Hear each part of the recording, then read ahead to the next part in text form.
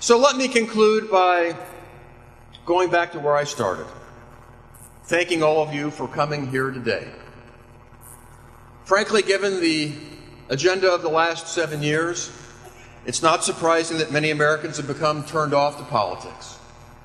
Too many have become cynical, too many are skeptical, and too many have become apathetic, checking themselves out of the process of shaping their own destinies.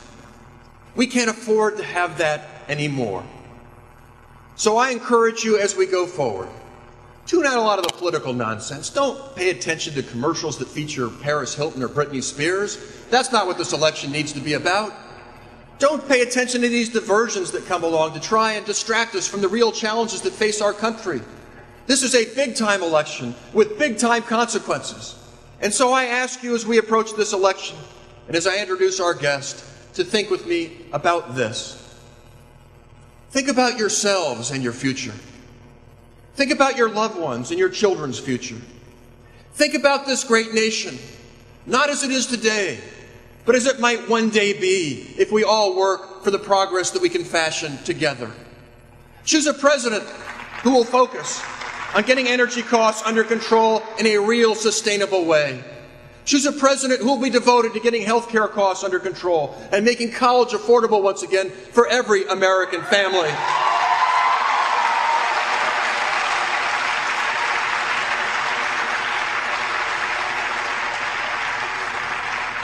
Choose a president who understands, unlike his opponent, that the last 8 years have not been good times for America's economy and will lift this economy up and create millions of new, good-paying jobs for America's working men and women. Choose a president who will restore our reputation in the world once again, because that makes us strong as a nation.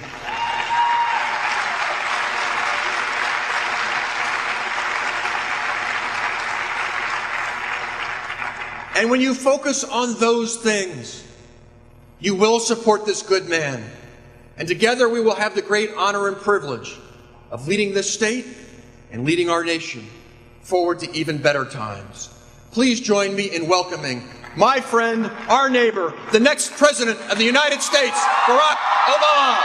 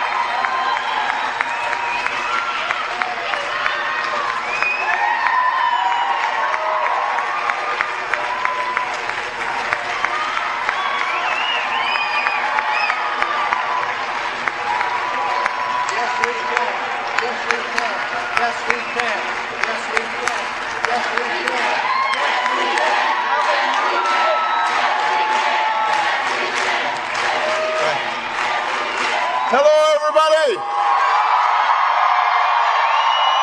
Thank you. Thank you, Elkhart. Thank you so much. Thank you so much. What a wonderful greeting and what a wonderful introduction. I would like everybody to give a huge round of applause to one of the finest United States senators that we have, Evan Bayh, your own.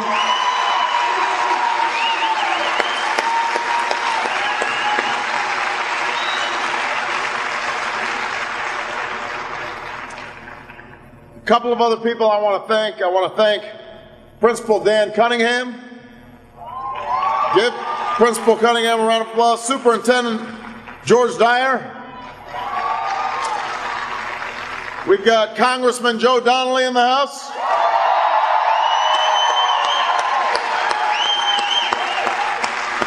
He is doing a great job, by the way. And we've got a future Congressman, Mike Montagano.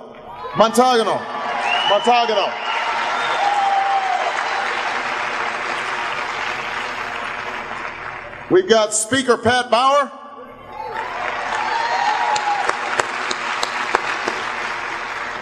Mayor Alan Kaufman,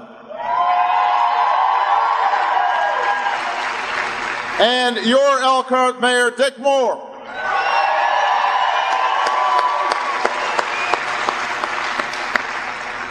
I want to thank all the other elected officials in attendance, and finally I want to thank the Hoosier team coordinators and members. I want them all to stand. These are great volunteers who've been working hard. Where are you? You're around here somewhere. Here we are. Doing great work for the campaign.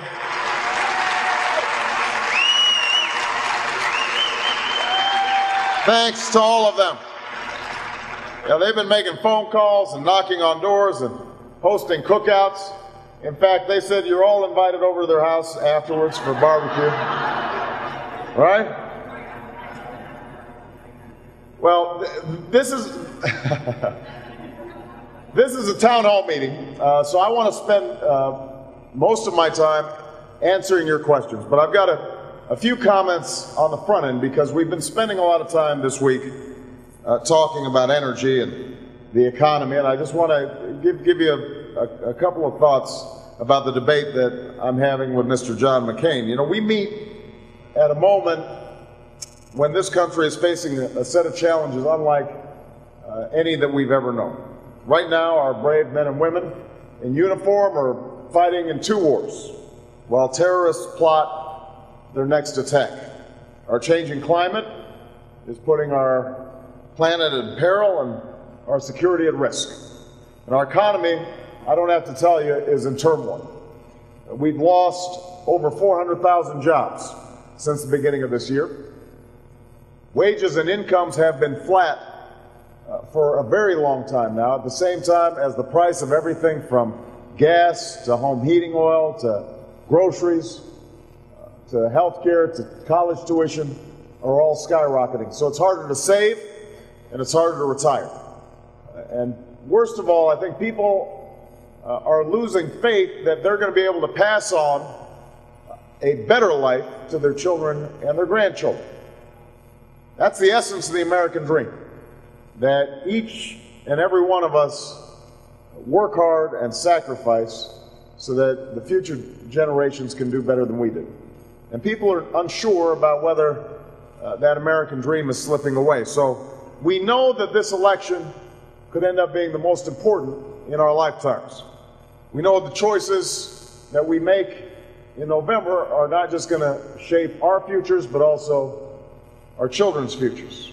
And we know that one of the central challenges that we're going to have to deal with in the years to come is our addiction to foreign oil. And without a doubt, this addiction is one of the most urgent that we've ever faced. We've got paychecks that are being wiped out as a consequence of rising gas prices.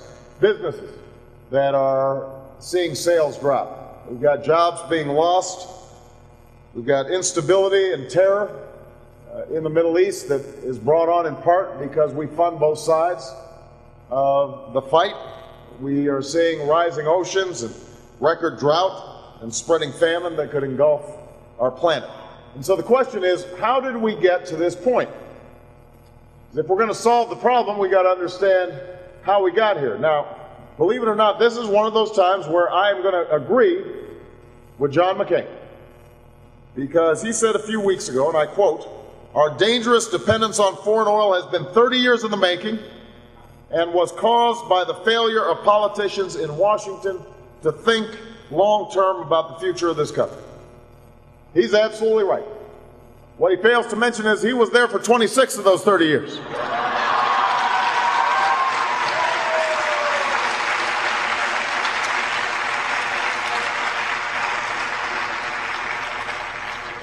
John McCain started running an ad yesterday saying that Washington is broken. No kidding.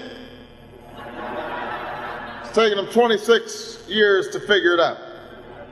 But here's the thing, Elkhart.